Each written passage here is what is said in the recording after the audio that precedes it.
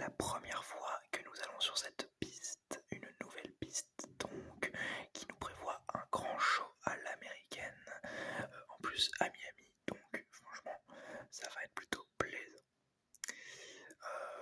Alors, mon avis sur ce circuit, je vais vous le donner tout de suite, c'est pas un circuit que j'affectionne particulièrement. Le tracé me semble pas mauvais, donc à voir ce que ça va nous offrir pendant ce week-end. Mais voilà, c'est un peu l'ambiance qui me déplaît légèrement. Du genre, j'aurais sûrement préféré un petit Grand Prix en Europe et quelque chose comme ça. Mais dépassons nos préjugés et regardons ce que ce Grand Prix a à nous offrir. Et peut-être nous allons être agréablement surpris. Alors, en FP1, on commence directement. Les pilotes et leurs nouveaux casques découvrent le tracé. Leclerc, Spin et Verstappen frôlent le mur en début de session. Schumacher manque de percuter Ricciardo dans la ligne droite de départ et bon nombre d'écuries clientes de Ferrari changent de moteur. Alors, selon les rumeurs du paddock, ce moteur aurait gagné en performance de 10 à 20 km/h. Donc vraiment très intéressant pour les écuries clientes de Ferrari.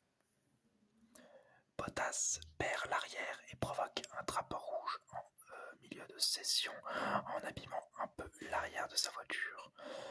La voiture est remorquée d'ailleurs jusqu'au stand, il ne pourra pas reprendre part à la session. À la relance, Sainz subit une crevaison à l'avant droit en perdant la voiture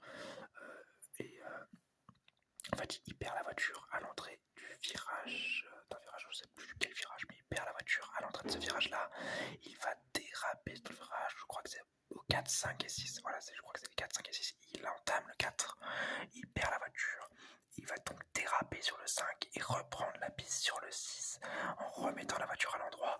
Malheureusement pour lui, il a passé trop de vibreurs et un des vibreurs a sectionné sûrement son pneu, étant donné qu'il a une crevaison qui l'oblige à rentrer au stand. En fin de FP1, c'est Leclerc qui est le plus rapide et les Mercedes semblent plutôt rapides elles aussi, avec un Russell deuxième. En FP2, Sainz part à la faute en milieu de session et provoque un drapeau rouge en détruisant l'avant de sa monoplace.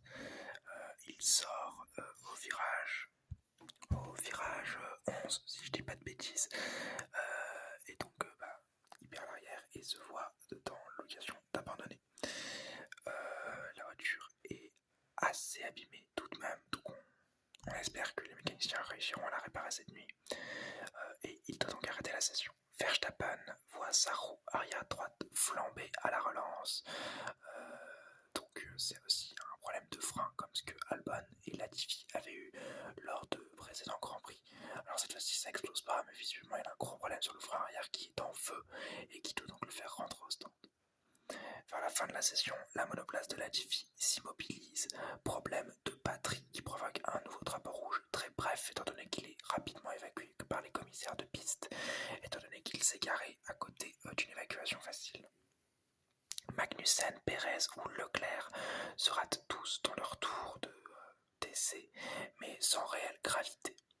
Et le bon rythme de Russell se confirme avec une P1 devant Charles Leclerc sur cette FP2. Vraiment, la Mercedes semble très en forme. En FP3, dans cette dernière session, Ocon se sort et casse la voiture au pire moment et au même endroit que Sainz à la session d'avant. Ceci l'empêchera sûrement de prendre part à la qualification qui aura lieu l'après-midi même. Et comme beaucoup de pilotes durant le week-end, Verstappen glisse dans les virages 15-14 et bloque les pneus pour éviter de casser les murs de casser sa voiture contre les murs de cette section très étroite et très sinueuse, avec des murs très rapprochés. Ça nous fait penser un peu à Monaco, cette partie. Vettel et Alonso semblent se rebeller en prenant la P4 et la P5 de cette session.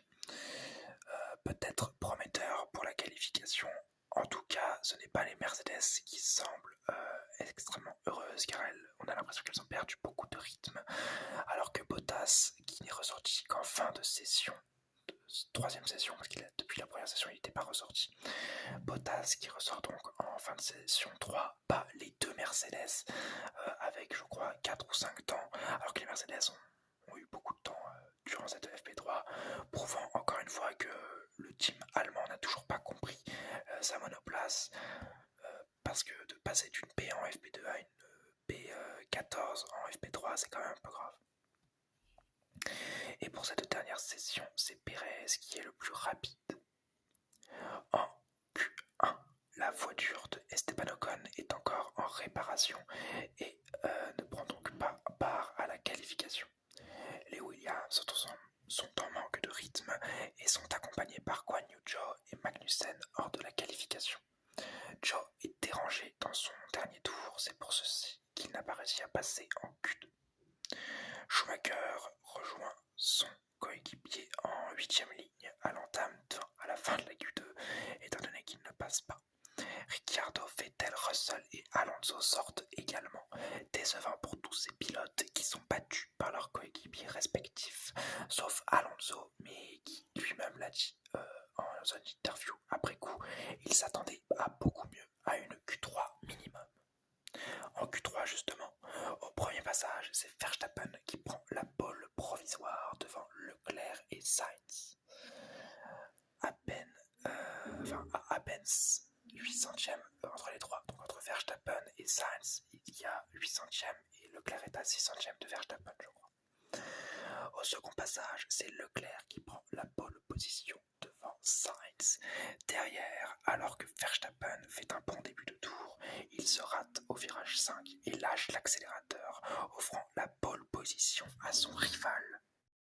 Je vais donc vous donner la grille de départ. Leclerc est premier, Sainz est deuxième, Verstappen est troisième, Pérez est quatrième, Bottas est cinquième, Hamilton est sixième, Gasly est septième, Norris huitième, Tsunoda est neuvième, Stroll dixième, Alonso onzième, Russell douzième, Vettel 13e, Ricciardo 14e, Schumacher 15e, Magnussen est 16e, Zhou est 17e, Albon est 18e et Latifi 19e. Ocon partira 20e à cause de sa boîte de vitesse qui a été changée. La course. Alors avant la course et avant même le tour de mise en grille, les deux Aston Martins ne sont pas sorties de leur box. Elles ont toutes deux un problème de température d'essence et elles partiront donc des stands perdant l'avantage de leur bonne qualification. Elles ne seront pas remplacées sur la grille, c'est-à-dire que comme Stroll est 10e, Alonso ne prendra pas la 10e place, non, il restera en 11e place, donc sur la grille il sera 11e, mais il aura juste une voiture en moins à dépasser en piste au moment du départ.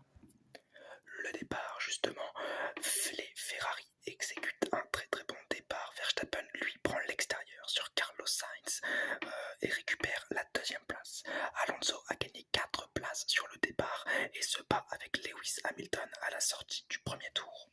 Au tour 3, Lewis Hamilton dépasse l'Espagnol au DRS et les pilotes en pneus hard occupent les dernières positions. Au tour 6, Hamilton plonge à nouveau à l'extérieur du premier virage, cette fois-ci sur Gasly, et prend sa 6e place qu'il avait perdue au départ. Alors que juste après, Schumacher prend l'extérieur de Yuki Tsunoda au même endroit. Tour 7, Zhou abandonne au stand, c'est un problème moteur pour le chinois. Tour 9, Verstappen passe Leclerc à l'intérieur du premier virage également, mais la bataille continue entre les deux pilotes, Leclerc réussissant à bien suivre son vis-à-vis. Au tour 12, c'est Tsunoda qui s'arrête en premier pour des hards, il est imité au tour 13 par Kevin Magnussen. Au tour 16, c'est Alonso qui effectue un arrêt, mais qui est extrêmement long, 4,7 secondes. Il ressort juste devant le trafic, mais bon, est un peu dégoûté puisqu'il a perdu un peu de temps. Après, ça aurait pu être pire s'il était ressorti dans le trafic. Tour 17, très beau dépassement de Vettel à l'intérieur du virage 7, si je dis pas de bêtises, sur Latifi. C'est une belle joute entre les deux pilotes. Gasly, lui, a profité de l'erreur d'Alpine pour pit et garder sa place virtuelle face à Alonso, comme le long pit d'Alonso a été effectué et que il était concerné parce que c'était avec lui que Alonso se battait.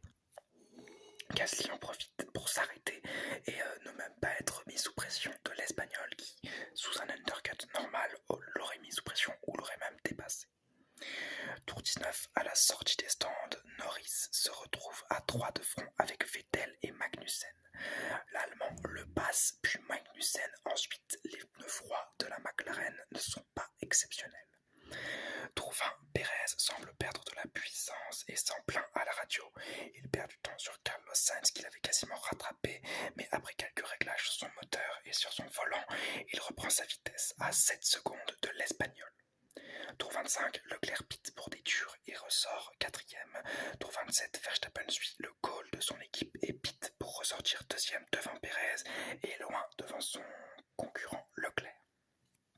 Au tour 28, Sainz pit à son tour, copié par Pérez au même tour avec un mauvais arrêt pour les Ferrari qui fait ressortir Sainz au 3ème et Pérez 4ème, mais le gap entre les deux pilotes s'est largement resserré et le problème moteur que Pérez a subi n'est quasiment plus que de l'histoire ancienne.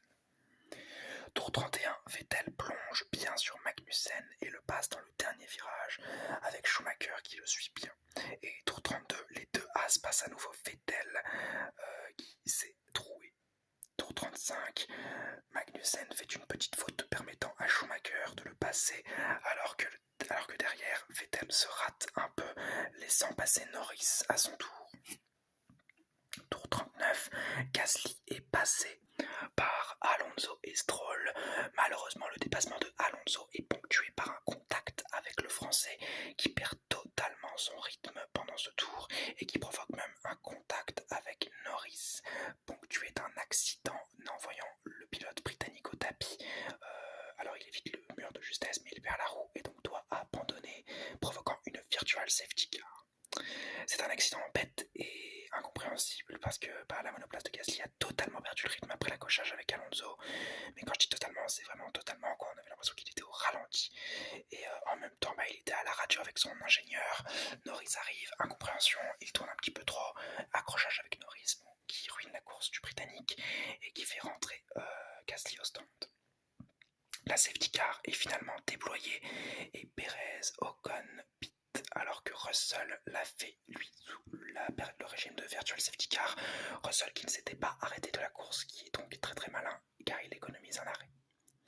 Alonso prend 5 secondes de pénalité pour l'accrochage avec Gasly, alors que Tsunoda, Gasly, Ricciardo pit pour des softs, comme Ocon qui lui pit aussi pour des softs. Oui, voilà. Tour 45, les pilotes reprennent leur tour sous safety car, pas comme à Abu Dhabi. Tour 46, la safety car s'efface et Verstappen relance bien derrière Pérez. Derrière lui, Leclerc suit bien également. Pérez s'attaque à Sainz et Bottas les suit à la trace. Gasly DNF malheureusement à la fin de ce tour dans les stands, alors que devant, Leclerc et Verstappen semblent prêts à se battre à nouveau. Tour 49, le duel Verstappen-Leclerc, le duel Sainz-Pérez et le duel Hamilton-Russell sont chacun côte à côte à certaines secondes d'intervalle. C'est-à-dire que Leclerc-Verstappen, ils sont à moins d'une seconde d'intervalle, il y a 2 secondes, et ensuite il y a le duel Sainz-Pérez qui a 5 secondes derrière eux. Hamilton-Russell, c'est des petits duels comme ça dans la course qui sont très très plaisants à regarder. Les deux pilotes Mercedes se battent côte à côte alors que devant eux, Bottas tape légèrement le mur et perd ses places. Donc il perd 2 places, les deux Mercedes le dépassent par opportunisme. Très dommage pour le Finlandais qui menait une très belle course. Tour 50, Leclerc plonge avec beaucoup d'audace sur Verstappen sans le passer, tandis que Russell passe Hamilton avec une petite sortie de trajectoire. Il doit donc rendre la position. Au tour 52, Pérez plonge sur Carlos Sainz, mais l'Espagnol évite le contact et décroise bien pour garder la 3ème place, étant donné que Pérez a bloqué les pneus et n'a pas pu le dépasser. Tour 54, Schumacher dépasse Ocon et pousse Vettel un peu au large. Vettel passe, mais Schumacher l'alpague un peu plus tard dans ce tour, les faisant passer dernier en piste tous les deux et offrant à Ocon une 9ème place bien méritée. Vettel abandonne au stand, le fond plat est détruit et Schumacher peut continuer la course avec une monoplace trop abîmée pour faire un quelconque résultat. Tour 57, Leclerc aura tout essayé après une safety car chanceuse, mais Verstappen était trop fort et s'impose ici à Miami devant Charles Leclerc et Carlos Sainz qui aura résisté avec des pneus usés sur les attaques incessantes de Sergio Pérez. La grille d'arrivée est composée de Verstappen premier, Leclerc deuxième avec le meilleur temps en course, Sainz troisième, Pérez et quatrième, Russell est cinquième, Hamilton est sixième, Bottas est septième, Ocon est huitième, Albon est neuvième, Stroll est dixième, Alonso 11e, Tsunoda 12e, Ricciardo 13e, Latifi 14e, Schumacher 15e, Magnussen 16e, Vettel 17e, Gasly 18e, DNF, Norris 19e, DNF, Joe 20e, DNF. Les enseignements de cette course, GG à Supermax, qui après une qualification compliquée parce qu'il fait une petite erreur, donc c'est sa faute s'il n'est pas en pole position, nous a proposé un Grand Prix de grande classe, un beau dépassement vers le début de la course, une réussite pendant toute la course et il a bien tenu sa position en fin de course. Vraiment bravo à lui. Ça dénote un petit peu avec Sergio Pérez qui n'a pas été exceptionnel et qui aurait dû être troisième voire même deuxième si il avait réussi à jouer avec ses nouveaux pneus et qu'il était sur des pneus plus frais que ceux de ses adversaires. Il aurait dû normalement prendre la troisième place au minimum, donc c'est assez dommage. Après il fait une quatrième place, il rapporte pas mal de points à Red Bull, donc on peut pas trop lui en vouloir parce qu'il n'a pas fait d'erreur à proprement parler, mais il aurait dû être un peu plus performant. Leclerc, lui, ne pouvait rien. Il a profité de l'erreur de Verstappen en qualification pour décrocher une pole position. Lui-même le disait, le tour n'était pas parfait. En course, il tient comme il peut. Il essaie de rester au contact, mais encore une fois, Leclerc fait des petites erreurs et Verstappen est toujours là pour le sanctionner. Alors que Verstappen, lui, il fait pas d'erreurs, ou alors quand il en fait, c'est même pas des erreurs, c'est sa monoplace qui le lâche. Donc, bon voilà, c'est, on va dire, mérité finalement si Verstappen est premier et Leclerc deuxième. Sainz, au contraire de Pérez, aura réussi à tenir pas mal du tout pour Sainz qui aura fait un bon week-end dans l'ensemble. Quoique, on aurait pu en attendre un peu plus du pilote espagnol. Mercedes n'est pas mort, mais est très bizarre. Une FP1 c'est mauvais, une FP2 c'est génial, une FP3 c'est très mauvais, une qualification c'est moyen, une course c'est pas mauvais non plus, mais il ne joue pas les premières places non plus, c'est incompréhensible. Bon, après Russell tient la baraque, Hamilton a plus de mal et encore une fois très malchanceux, hein, c'est incroyable de le voir comme ça, mais quand même on voit que Mercedes joue la troisième force du plateau, parce qu'en face ils ont pas grand chose, hein, ils sont peut-être les Alfa Romeo. Mais pour ça, il faudrait que Bottas fasse pas de petites erreurs bêtes comme il a fait et que Joe arrête d'abandonner. Ils n'ont pas les McLaren parce que les McLaren elles sont hors du rythme. Ricciardo a été mauvais toute la course. Norris pas, DNF, c'est pas vraiment de sa faute, mais il n'était pas dans le rythme aujourd'hui. Ensuite, les Alpines. Ocon, quelle remontée d'ailleurs d'Ocon, hein. Dernier à 8ème, vraiment bravo à lui. Il a bien profité de la safety car et il a su en tirer profit.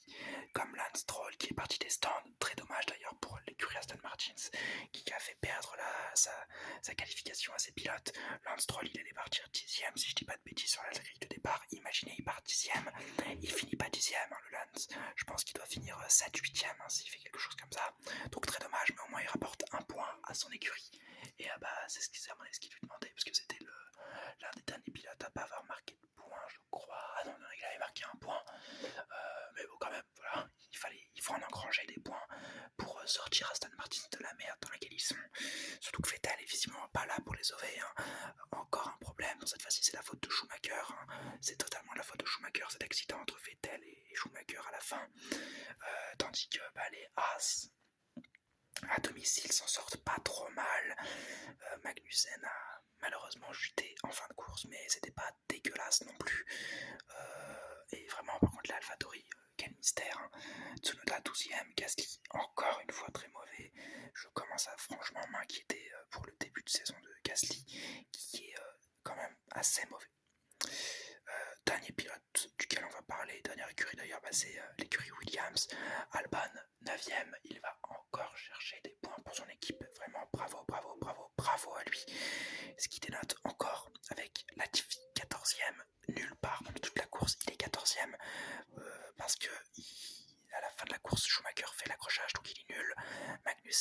pavés pas le rythme, Vettel abandonne, et après il y a les abandons. S'il n'y a pas tout ça, Latifi il finit 18ème, 19ème, hein, vraiment très mauvais comme pilote en ce moment. Je sais pas ce qu'il a, moi qui m'attendais à qu'il fasse une meilleure saison cette saison, parce qu'il aurait pris la mesure de la Williams et qui aurait à mon avis même plus aimé les voir gérer Albon. Pas du tout, absolument pas. Albon est bien meilleur que lui, et Latifi fait honneur à sa réputation de pilote payant. Et enfin, nous allons parler de la piste et du week-end de Grand Prix en général. Alors le week-end a été pas mauvais. J'ai bien aimé le week-end, l'engouement qu'il y avait autour de tout ça. C'est très business, hein, mais ça me plaît bien. Ça me dérange pas vraiment. C'est un peu un Monaco, un peu plus américanisé. C'est pas déconnant. Par contre, la piste, alors je suis peut-être totalement à contre-courant des gens qui regardent les Grands Prix. La piste, je l'ai trouvée mauvaise. Je n'ai pas aimé cette piste. Certaines zones de dépassement, les pilotes avaient du mal, l'asphalte était mauvais, j'ai vraiment pas aimé du tout. Sans accident, il n'y a pas de Grand Prix en fait. Sans accident, il y a le départ et après c'est terne. C'est triste quand même d'en arriver là. Donc franchement, je vais mettre un 10 à ce Grand Prix qui est plutôt barbant, que j'ai trouvé plutôt barbant, hein, je vous l'avoue. J'espère qu'ils vont faire des petites modifications. Ils vont faire des petites modifications, peut-être sur le gravier, enfin sur l'asphalte. Peut-être qu'ils déjà ils vont rajouter des Tech Pro sur le virage où Sainz et Ocon se sont cassés la gueule parce que ça fait très mal 51G. Mais j'espère, voilà, qu'ils vont changer 2-3 petites choses sur ce Grand Prix qui a du potentiel. On l'a vu ce week-end, ça a du potentiel, ça a de la gueule. Mais il n'y a pas de course. Il faut améliorer ça. Il faut que ça devienne une course qui ait des vrais virages pour dépasser, parce qu'à part le virage 1 à l'extérieur qui est plutôt joli hein, comme dépassement, mais à part ça il n'y a pas grand chose quoi. Il y a les lignes de DRS, mais ça on en a sur tous les autres circuits. Il n'est pas exceptionnel ce Grand Prix. J'espère qu'ils feront des choses parce que je ne vais pas me manger 10 ans avec ce Grand Prix assez moyen.